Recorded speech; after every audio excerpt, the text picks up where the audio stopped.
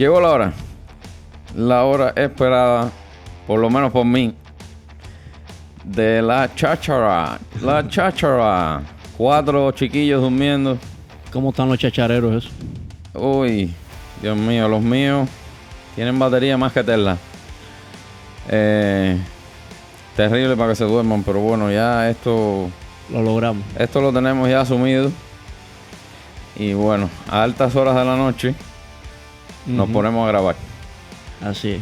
La cháchara de hoy. Hoy vengo un poquito denso. Sí. Dime que tienes algo fresquito así para romper el hielo. Ahora mismo ya. ¿Cómo estás tú de temas? Traigo un tema acerca, bueno, el escrito que te mandé acerca de experiencias cercanas a la muerte. Oh, tiene que ver con lo mío. Sí. Cuéntame. El otro día estaba andando por las redes y encontré a este señor. Es un cirujano. Se llama Manel Sanz. Él es un cirujano español, jefe de servicio de cirugía. Y la curiosidad es que este señor, por su profesión, es un señor ya muy mayor, ha tenido muchas experiencias de pacientes que han muerto, y él, por su intervención, ha logrado, con las técnicas estas de resucitar. CPR. Exacto. Y la curiosidad con este señor es que él comenzó a escuchar a muchos de estos pacientes que él reanimaba, que le comenzaron a contar acerca de experiencias cercanas a la muerte. Experiencias extracorpóreas de conciencia más allá de la vida. Entonces, yo le invito a todos que puedan ir en YouTube a ver los videos de este señor. Es súper interesantísimo, porque no es una persona religiosa, no es una persona tal vez ni siquiera cristiana. Yo creo que él en algún momento dijo que inclusive había sido ateo, pero que al tener que intervenir, él mismo dice que ha visto muchas personas morir, cientos de personas ha visto morir, pero que le comenzó a causar curiosidad el hecho de que muchos de estas personas que él lograba regresar de estos estados en el que la actividad eléctrica del cerebro y del corazón ya desaparece, le empezaban a contar que tenían experiencias. Y entonces él comenzó a investigar y comenzó a informarse acerca de este fenómeno. Y él dice que sin duda alguna hay conciencia después de la muerte. Entonces él lo puede demostrar científicamente. Y esta es la importancia del testimonio de este señor, que es un profesional, un profesional de la salud, un hombre de ciencia, que él dice que tiene las pruebas científicas para demostrar que la conciencia no está determinada o no está delimitada al cuerpo, sino que una vez que la actividad de la vida corporal termina, sigue habiendo experiencia, sigue habiendo conciencia. Y que de hecho, según los testimonios de estas personas que han tenido esta experiencia, es una conciencia más agudizada y es una conciencia más vívida que la que se vive aquí en esta dimensión de la materia en la que vivimos nosotros.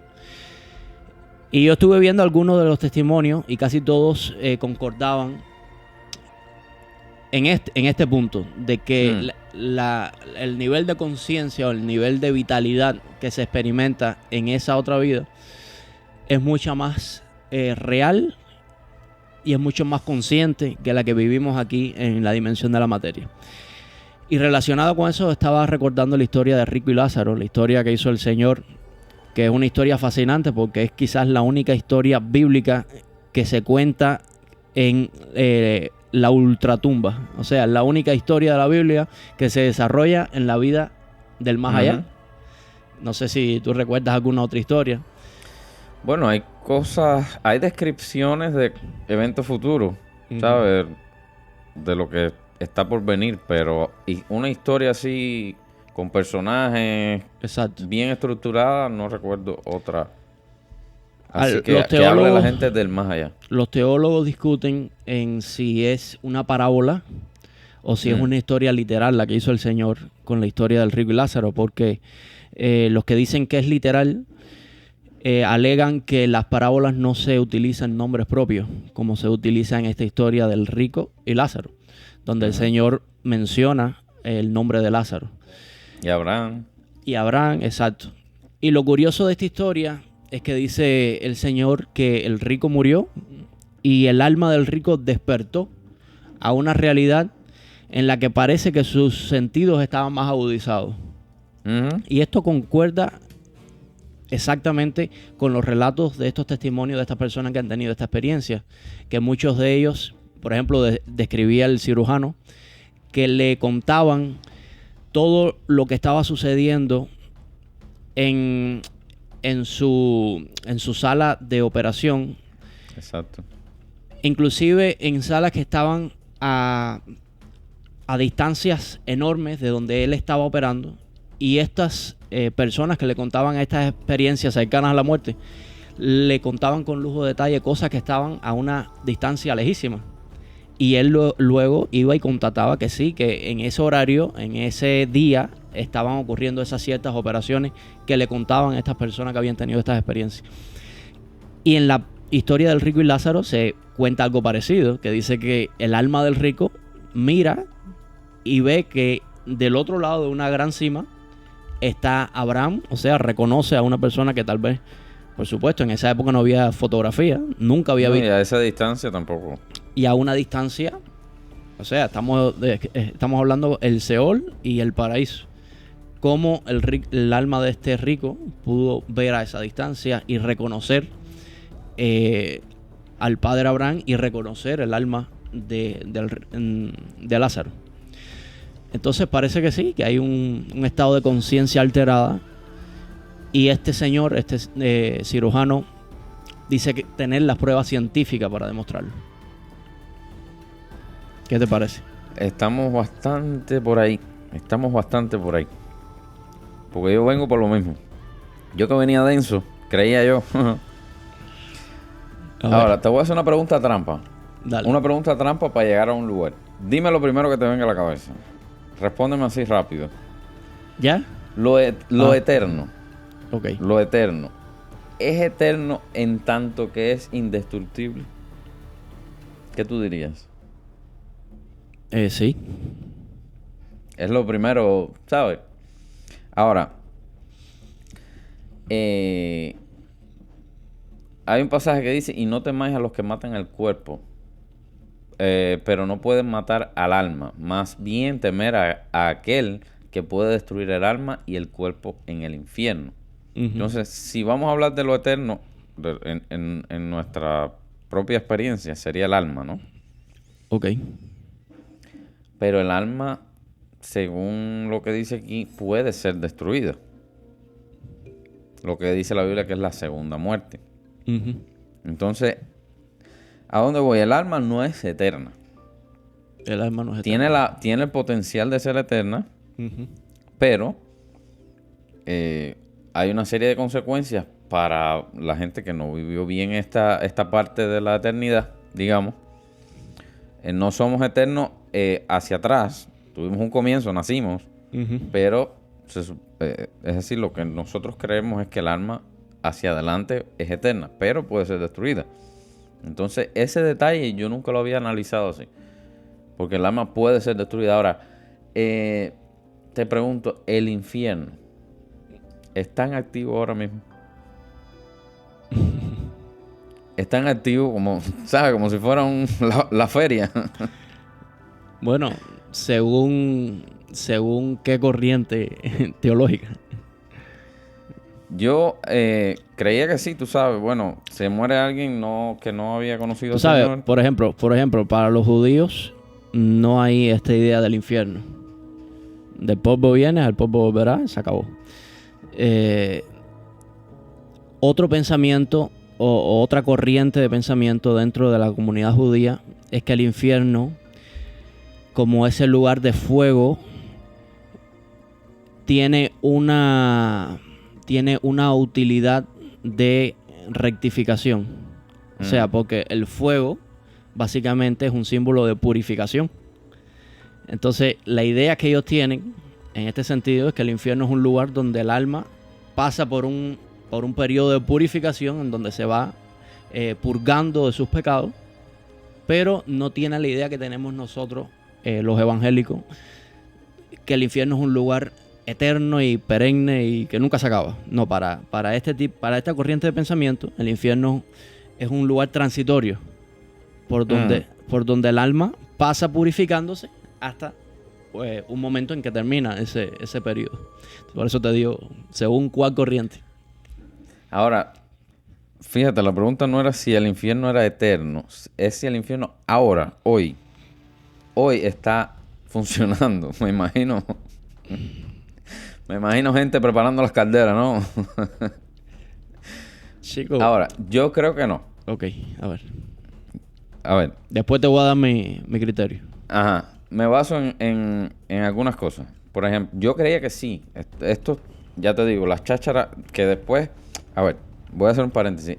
Cuando yo hago algo, a la gente le puede gustar o no gustar. Uh-huh. Pero lo que no soporto es que la gente no lo entienda. Okay. Y la cháchara no se está entendiendo. Porque tú sabes que los cristianos... Vamos por buen camino entonces. Ok, pero... Chico, gústete o no te guste. Perfecto. Escoge una de las dos opciones. Pero lo que me doy cuenta es que la gente no lo entiende. Porque, a ver, el cristiano... Yo creo que... No quiero que nadie se ofenda, pero ha perdido la capacidad de pensar. Al cristiano hay que presentarle el plato con el bistec. Aquí está. El dogma. Aquí está. Toma. Esto es sustancia. Pero esa es la labor de tu pastor. De tu pastor. No la mía. Esto es un programa que nos sentamos aquí a... Esto es como entrar a la cocina. Claro. Aquí no te vamos a servir el plato.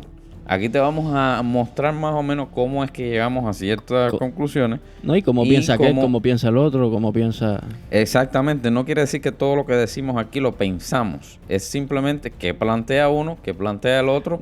Y bueno, más o menos... Ni que todo lo que decimos aquí sea verdad. Exactamente. Podemos estar equivocados pero como tu pastor puede estar equivocado también. Entonces... yo creo que si estuviéramos en el contexto de la iglesia, dentro de una iglesia, habría que tener mucho más cuidado. En un púlpito, exacto, pero como estamos en una cháchara, yo digo que es un espacio propicio y saludable para hablar bobería. Entonces, bobería seria, bobería, tú sabes, filosofía 3 por kilo. Yo comparto filosofía de los chinos.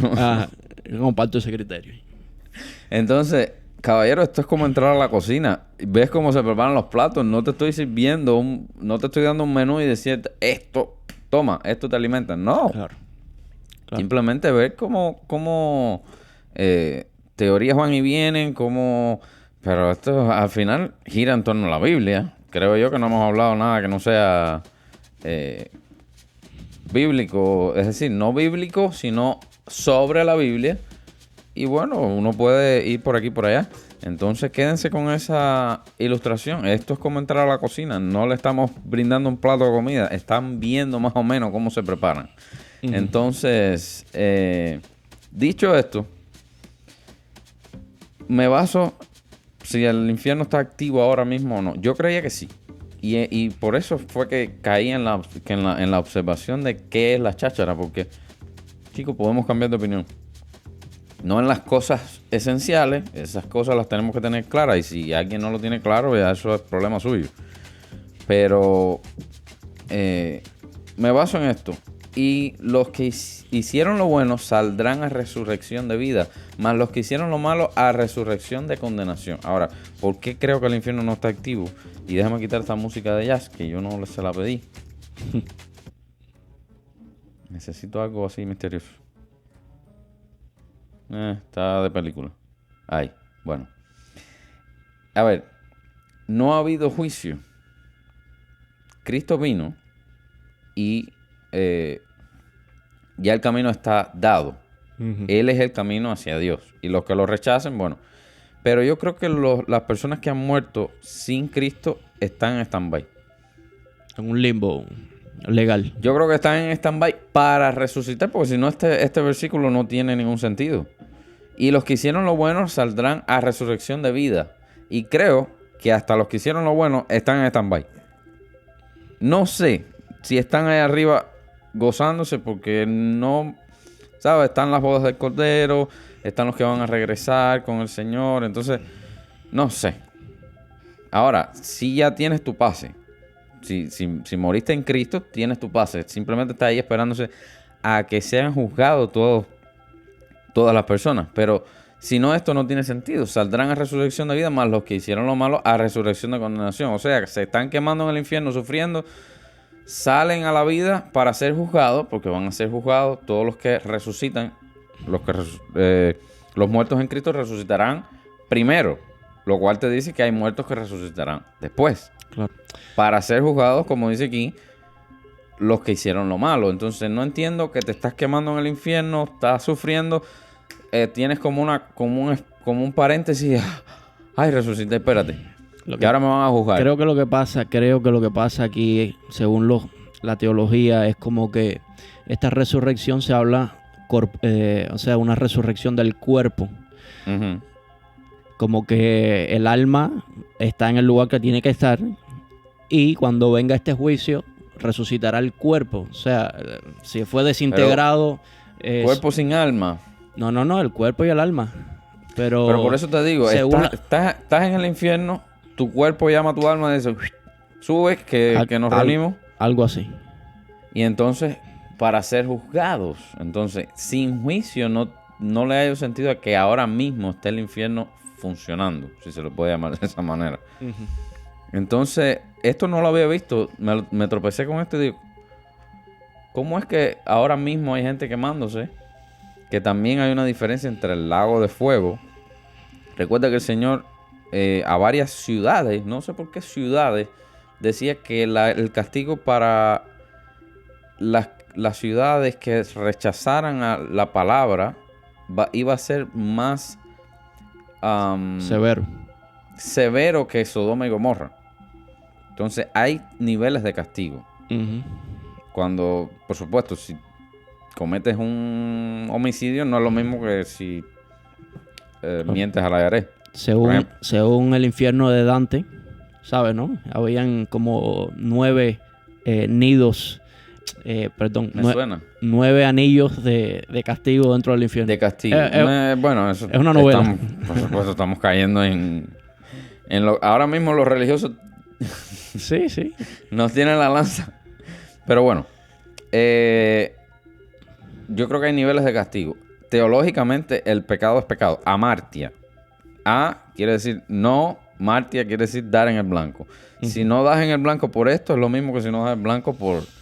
Es pecado. Ahora, el castigo sería muy ingenuo pensar que es el mismo. Uh-huh.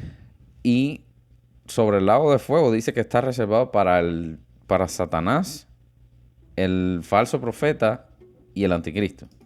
Lo dice así, tiene nombre, tiene su sitio reservado para ellos. Y pero a lo que me refería al principio, el alma. Tú sacaste algo importante que no tenía yo. El infierno es eterno. Yo creo que para Satanás, el anticristo y el falso profeta sí, porque van a ser destruidos completamente. Pero para el ser humano que no aceptó a Cristo, ¿es eterno el infierno? De acuerdo a según la teología convencional, sí. Según la teología de nuestros concilios, sí, es un lugar eterno de donde no hay salida. Vuelvo otra vez a la novela de Dante. Dice que en la entrada del infierno había una puerta que decía encima, abandonar toda esperanza. O sea, que es una idea también como muy sádica, ¿no? La idea esta del tormento infinito. Ese es el tormento. Yo creo que ese es el tormento peor. Saber que no se va a acabar. Y en lo que, en la parábola del rico y Lázaro también hay tú sabes, por favor que vaya y moje aunque sea mi lengua. Nos da un barómetro del Claro. sufrimiento que se va a También, vivir ahí. también si estamos hablando de un mundo astral, de un mundo espiritual, netamente espiritual, tenemos que entender también que aquí hay mucho simbolismo. Ujú. Que no puede ser literal, porque si estamos hablando de una dimensión en donde no existe el espacio y el tiempo, ¿cómo vamos a hablar de un lugar específico? O sea, ¿dónde está el infierno? ¿Arriba, abajo, al lado? Por eso me refería Ya a estaríamos que, ahí en un plano o sea, estaríamos buscando una locación y, sí, y es física. absurdo. Es absurdo buscar Ujú. una locación porque no estamos hablando del espacio-tiempo. Exactamente. Y es como te decía, tú sabes, es como si el infierno fuera un lugar donde hay, tú sabes, trabajadores dándole gas a las calderas. Estamos ya buscando un lugar, ¿no? Claro, claro. Y, Aquí y también esto entra es mucho todo. la Ajá. imaginación. Entra mucho la imaginación, como las películas de terror, por ejemplo. Tú ves una película de terror y tú dices, ¿qué clase de imaginación hay que tener para recrear todos estos demonios y todo? Y la imaginación humana es así, recrea mucho. Ujú. Sobre todo esos espacios de ignorancia en donde no tenemos certeza, conocimiento, recreamos con la imaginación mucho. Yo creo, Desde. Ajá, dime. yo creo que el infierno es un estado de conciencia. Y no solamente yo, sino hasta el Papa Francisco. Hace poco lo escuché que dijo que el infierno no es un lugar, sino es una condición del alma, es un estado de la conciencia. Eh, yo creo que tanto como Jesús habló del reino de los cielos entre ustedes, o sea, estar en el reino de los cielos, o entrar en el reino de los cielos, o ser parte del reino de los cielos, Jesús decía, el reino de los cielos está dentro de vosotros. Asimismo, como el reino de los cielos se construye aquí en la tierra, o se está en un estado del alma aquí en la vida, el infierno también se puede estar en vida en el infierno. Yo he conocido personas que dicen, yo me siento en el infierno, y están vivas. O sea, Yo creo que, a ver, no vamos a comparar, a ver, creo que es reducirle mucho el calor al infierno. Yo creo que va a ser mucho peor que lo que cualquiera puede experimentar aquí. fíjate, si tú estás hablando de un calor físico, volvemos a Te lo digo, volvemos a lo físico. Sí, calor me refiero a gravedad. yo Esa es la entiendo, palabra. pero nuevamente estamos en lo simbólico. Cuando tú estás hablando de candela, de calor, de dolor, hay que entender que te están hablando con términos que tú puedas entender en tu mundo físico, porque te están hablando de algo espiritual, que cómo te lo vas a representar. Claro, es una Si no especie lo de puedes, parábola. si no lo puedes ver, Ujú, no, ujú. ¿entiendes? ¿Cómo puedes representar algo intangible? ¿Entiendes? Tienes que usar algo de tu realidad física, el fuego, pero son cuestiones del alma, son estados del alma. Ahora, siempre se circunscribe el infierno a cuando muramos. Y también, bueno, de cierta manera es bíblico. Fíjate si yo creo que hay estados del alma más dolorosos que cualquier dolor físico que una persona pueda experimentar, que los suicidas son el mejor ejemplo de eso, que están dispuestos a sufrir el dolor de atentar contra su vida, soportando el dolor que sea, por tal de aplacar ese dolor en el alma. Sí, no digo que el dolor porque sea en el alma intangible no es importante. No sea decir, dolor. No se sufre, se carga ese sufrimiento, por decirlo de alguna manera. Y claro, cuando se Pero, quita el cuerpo, cuando un alma que está en tormento muere su cuerpo, esa alma va a seguir reflejando ese tormento y va a reflejar demonios y infiernos y fuego. perturbaciones y sí. Claro. Ahora, ya te digo, al igual que no podemos definir el infierno, ¿dónde está? ¿No? Porque no creo que sea un lugar. Hay gente que piensa que si en el núcleo de la Tierra, que si... No. Claro, porque no podemos imaginar lo que ocurre en el mundo espiritual. Entonces tenemos que claro, el paraíso tiene su lugar. representarlo. Miramos hacia arriba, ¿no? El paraíso ya tenemos un lugar para ir. Va a ser en las nubes, todo blanco, todo... Igual, buscamos figuras de la Claro. realidad. Claro, no. Hay que representarlo de alguna manera y tenemos que imaginárnoslo de alguna manera. Por eso Pablo decía, cosas que he oído no yo, ni ojo vio. Entonces, ¿cómo tú puedes hablar de algo que no está dentro de tu imaginación? ¿Cómo lo puedes representar? Con algo que esté dentro de tu imaginación. Claro, una parábola, básicamente. Exacto. Entonces, resumiendo, a mí me parece que el infierno, ese infierno que nos narra la Biblia, tengo una pestaña molestándome. Ese infierno que narra la Biblia, yo creo que no está activo todavía. Me parece que esa gente está en stand-by. Se le acabó la batería móvil y no van a hacer... Porque si no, esa resurrección va a ser una especie de panacea, ¿no? Una especie de alivio dentro de ese sufrimiento para entonces ser juzgado. Pero ¿cómo te van a castigar antes de ser juzgado? Porque ese va a ser el juicio, donde los hijos, es decir, los que hemos aceptado a Cristo, vamos a ser recompensados y los que no van a ser también, se les va a pagar de acuerdo a lo que hayan hecho. Entonces, si no hay juicio, ¿cómo vas a estar ya sufriendo? Fíjate, en la mitología egipcia hay una historia muy interesante de lo que ocurre una vez que el alma muere. O sea, que la persona muere y el alma va al juicio, se llama el juicio de Osiris, en donde el corazón de la persona se pone en una balanza y al otro lado de la balanza se pone una pluma. Y si tu corazón está pesado con odio, con ira, con rencor, el corazón cae hacia abajo, la balanza, la pluma se eleva, el corazón se cae abajo a una especie de infierno, ¿verdad? Pero si el corazón has hecho tu rectificación, has hecho tu trabajo y tu corazón está aliviado de estos malos sentimientos y tu corazón está en paz, entonces decían los egipcios que el corazón pesa menos que la pluma y se eleva al paraíso. Lo curioso de esta narración o de esta mitología es que ellos ponen la responsabilidad en la condición del corazón. O sea, como que en sí no va a haber un juez externo al juez de la conciencia de la persona, sino que en ese juicio lo que te va a juzgar es el estado de tu corazón, el estado de tu alma. Es una historia en lo menos bonita, por lo menos bonita.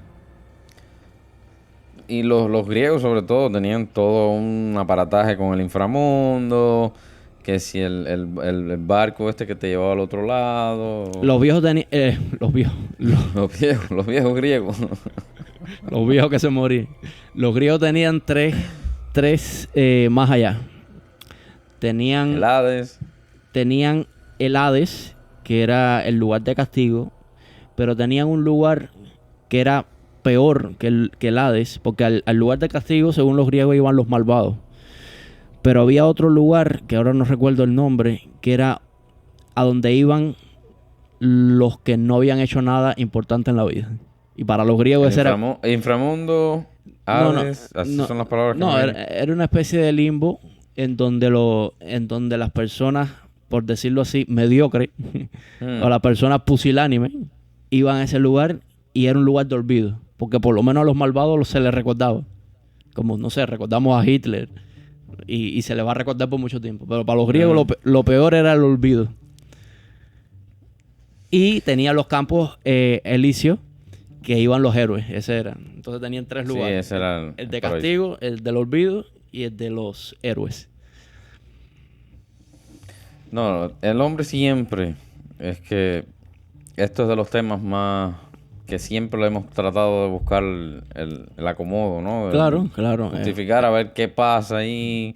Y bueno, la mitología y todas estas cosas vinieron de formas poéticas, de formas religiosas, de muchas formas. Sí, siempre hemos tratado de darle una respuesta a eso. Exactamente. ¿Qué pasa? Y como por lo general no regresan. No, bueno, ahí, ¿sabes? Estas historias que tú estabas contando al principio, que creo que en la primera hablamos acerca de eso, que la gente dice que es como despertar de un sueño, pero solamente que el sueño es esta vida. Exacto. Y aquella es la realidad. Exacto. Esa es más o menos la metáfora que se usa. Así mismo escuché a una de las personas que tuvo esta experiencia que decía que se siente exactamente como cuando tú tienes un sueño malo y te despiertas y de pronto dices, qué alivio, era un sueño. Esta es la realidad, sí. Esa es la misma sensación que se siente cuando mueres. Como que la vida era un sueño malo y, y ahora estás en ese lugar de tranquilidad, de calma, de realidad. Ahora es que estás en la realidad, exactamente, porque de lo que decíamos, una conciencia aumentada, ¿no? En otra rama de la experiencia. De la experiencia, exactamente. Yo creo que estamos bien. Vamos a ir cerrando. No sé si te queda algo por ahí. No, por mí está bien. Entonces... Estos temas exotéricos me gustan. Estamos cogiendo una linde, que vamos por ahí. Vamos por ahí. Porque es que es también de lo que más uno se pregunta, ¿no? Claro. Esa es la idea, ¿no? De lo que más o menos nos ha rondado la cabeza en estos días. Ampliar un poquito más y traerlo, ¿no? Y claro. Ahora que hablas de... Esto lo voy a dejar colgado porque no creo que... A ver, es algo sencillito para cerrar. En estos días de Semana Santa, déjame ver si encuentro la parte donde está este pasaje. Semana Santa,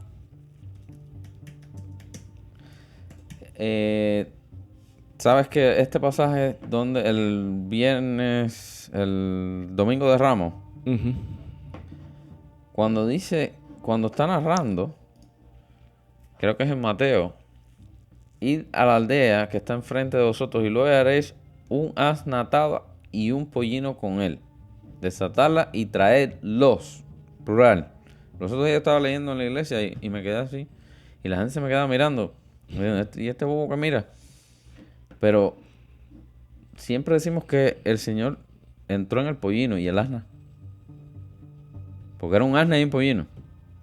Okay. Y traedlos. Y si alguien os dijere algo, decir, el Señor los necesita y luego los enviará. Todo esto aconteció para hacer que se cumpliese lo que dijo el profeta cuando dijo, hija de Sión, he aquí tu rey viene a ti manso, sentado sobre un asna, sobre un pollino. Yo pensé, cuando vi esto, yo dije, bueno, tanto se le puede decir asna como pollino. Pero no, allá dice un asna y un pollino y traedlos. Entonces, o sea, trajeron dos animales y la profecía dice sentado sobre tu rey viene manso y sentado sobre un asna, sobre un pollino, hijo de animal de carga. ¿Venía sentado en los dos? ¿Venía sentado en uno? Es una duda, ¿no? Sí, o tienes la respuesta. Lo tiro así, a lo mejor alguien se lo preguntó y está por ahí la respuesta. Yo lo dejo. Vaya, es de lo que más así...